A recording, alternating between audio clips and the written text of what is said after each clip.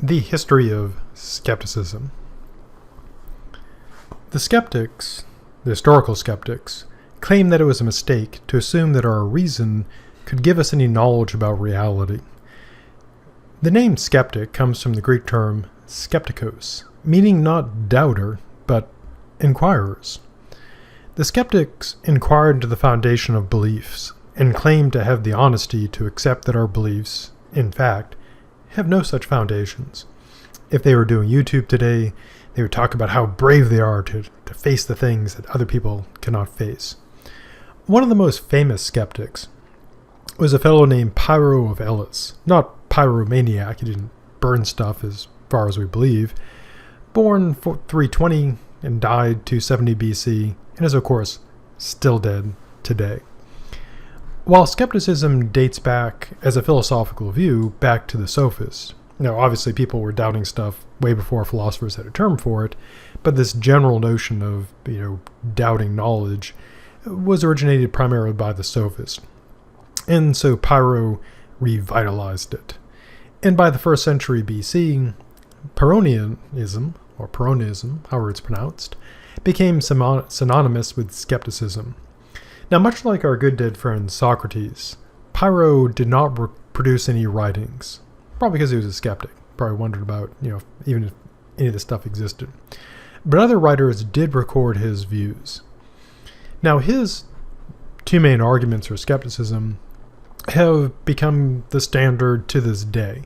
And pretty much anybody who does skeptical stuff breaks out some version of Pyrrho's arguments.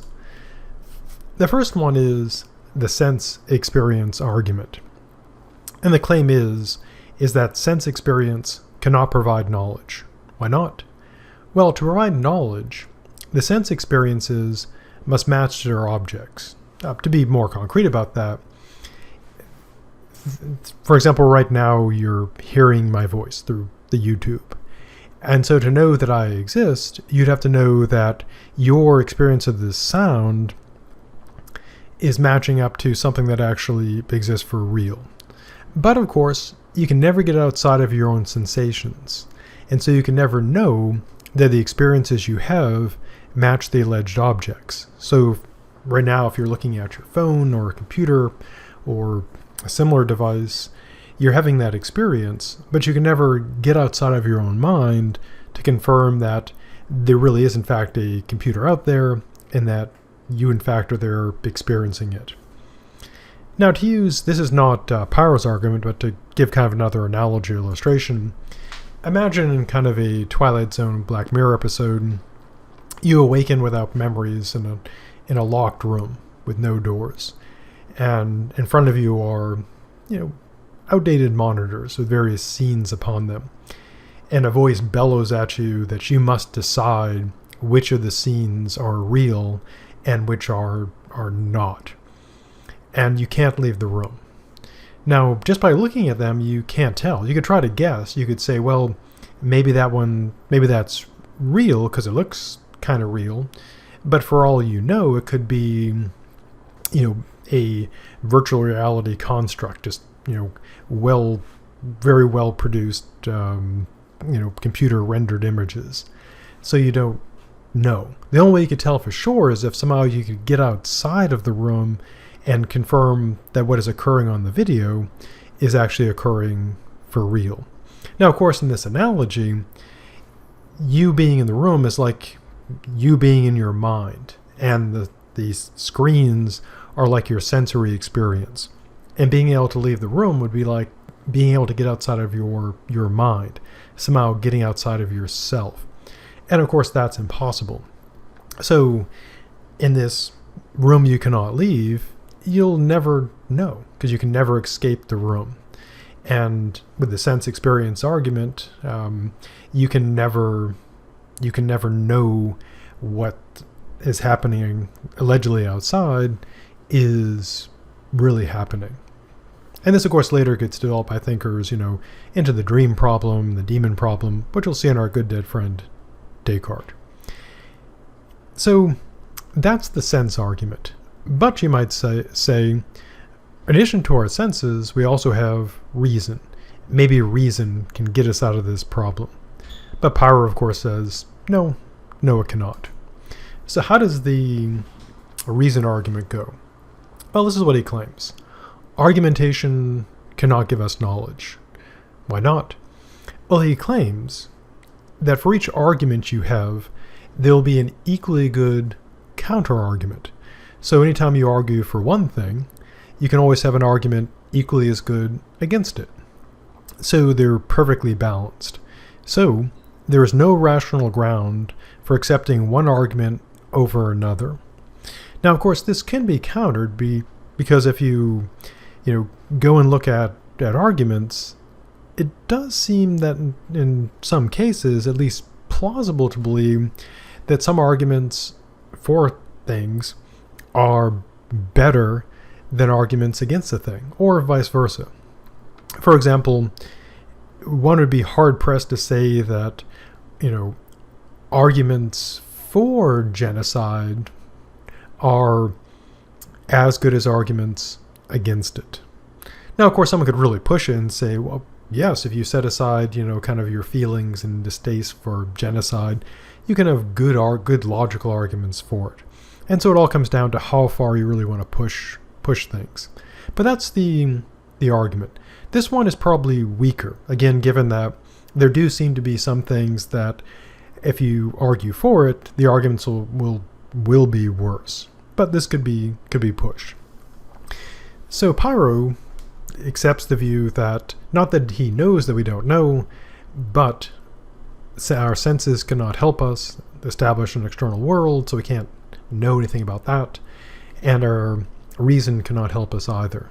So we don't seem to know things. But it still seems that even if you're a skeptic, you've got time to fill up. So what do you do? Well, given that the senses and reason fail, we don't have knowledge. Of course, we don't know that we don't know. We just, I guess, don't know, however we want to put that. And so the only thing we can really do is speak in terms of appearances. For example, you could say, it seems like I'm listening to someone talk about philosophy, and it seems like I've got a phone or a computer that's playing something that seems like a YouTube. So the prudent approach, according to the skeptics, is to suspend judgment and not make any assumptions. Now, they extend this to morality as well. So what do you do? Well, according to the Pyrrhonian skeptics, if you are wise, you adopt apathy and indifference. Don't worry about what you do not know. Don't worry, be happy. Now, it is certainly tempting to look at apathy and indifference in sort of a modern lens, because we think of apathy as just being, not caring at all and just having a lack of concern. And indifference, we often think about it in terms of what we might call cruel indifference. And so, looked at through a modern lens, being apathetic and indifferent sounds in a way terrible. It sounds like someone who is maybe not actively cruel, but at least passively cruel. They just don't care about anything. Now, the ancients, though, viewed it a little differently. To be apathetic meant without pathos, without, strong feelings.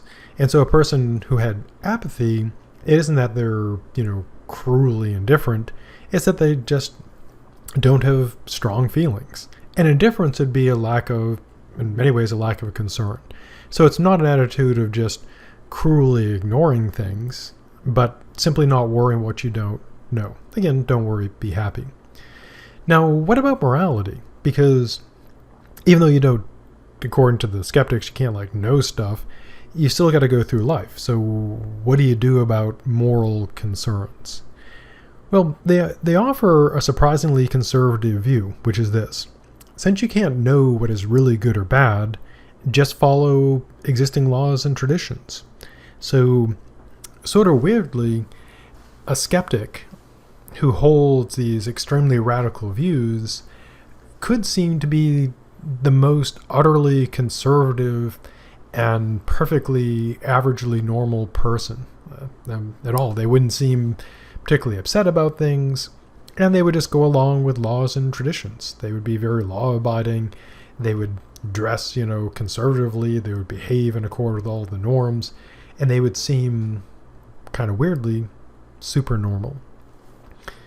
So that is sort of the first version of historical skepticism.